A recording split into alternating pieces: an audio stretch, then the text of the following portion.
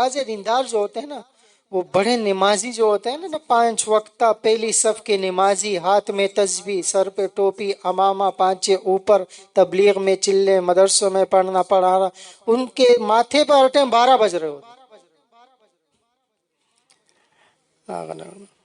ایک کیوں؟ یہ خشکی جو ہے، جب خشک لوگوں میں بیٹھیں گے صرف تو خشکی آئے گی نا. تر لوگوں میں بیٹھیں جو خود بھی تر ہوتے ہیں، آپ کو بھی تر و تازہ کر دیں گے. تو اہل اللہ مشائخ کے پاس بیٹھیں، وہ آپ کو دین کی سمجھ دیں گے، ان کی صحبت سے دین کی سمجھ آئے گی، ہمت آئے گی، پھر ہنستے رہیں. میں تو اکثر کہتا ہوں اس پہ فرما برداری آئے گی نا.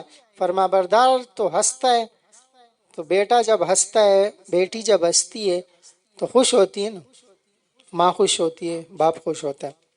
آپ نے بیٹی کی شادی کی، وہ کسی دن چلے گئے وہاں پہ اور وہ منہ سجا کے بیٹھی ہو، اس کے ماتھے پہ 12 بج رہے، تو آپ کو دکھ ہوگا نا کہ پتہ نہیں اس کو کیا پریشانی ہے. وہ تو آپ جو کہہ رہے ہیں پتہ نہیں، کیونکہ آپ کو تو پتہ نہیں ہے. عالم الغیب تو اللہ تعالیٰ تو عالم الغیب ہے نا، اللہ تعالیٰ کو تو سب پتہ ہے نا. تو آپ پریشان ہوتے ہیں بیٹی کے چہرے کو دیکھ کر، تو اللہ تعالیٰ جو ہے تاثر سے پاک ہے. یہ کہ نا اللہ تعالیٰ کو خوش کرو. سے چل لے بچے، تو اللہ تعالیٰ تو تاثر سے پاک ہے، لیکن خوشی تو ہوتی ہے نا کہ نا اللہ کو ناراض مت کرو.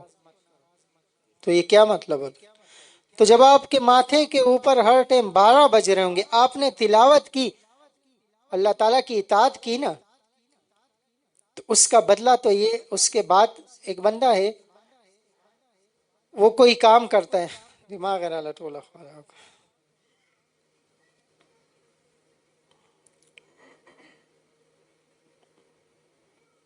خبر میں کھولے.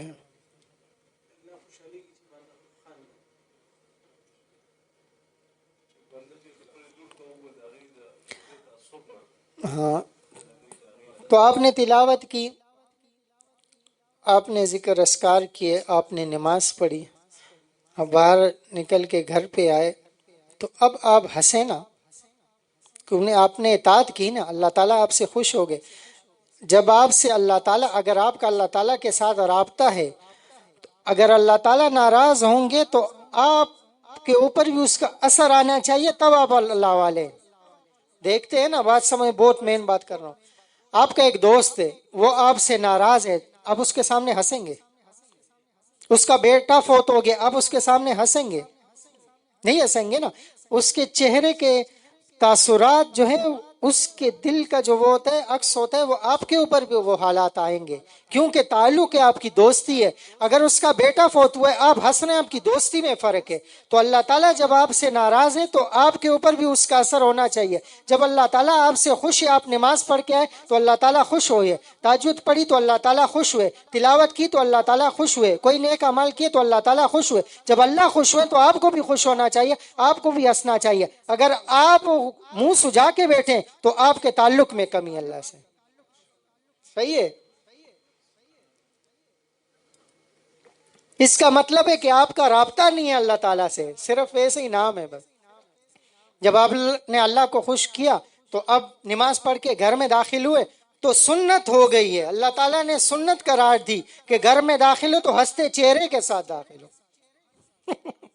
اور آپ منہ سجا کے داخل ہو رہے، مطلب سنت سے ہٹ گئے.